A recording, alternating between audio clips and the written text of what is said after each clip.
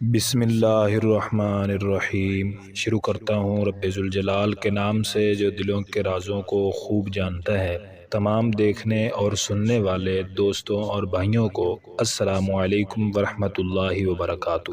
امید ہے کہ سب دوست احباب خیریت سے ہوں گے۔ آج کا موضوع شروع کرنے سے پہلے میں آپ سے ایک چھوٹی سی گزارش کروں گا کہ اگر آپ نے ابھی تک چینل کو سبسکرائب نہیں کیا ہے تو سب سے پہلے چینل کو سبسکرائب کر لیں۔ شکریہ۔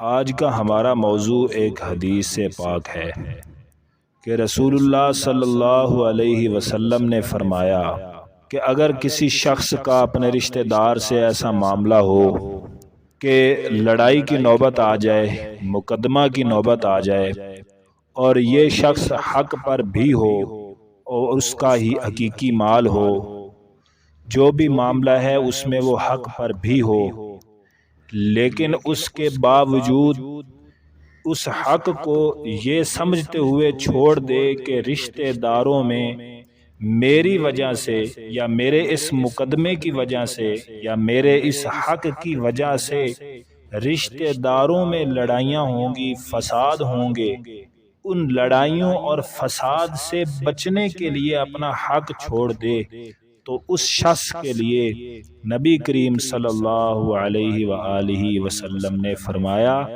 اس شخص کے لیے میں جنت کے درمیان محل کی ضمانت دیتا ہوں۔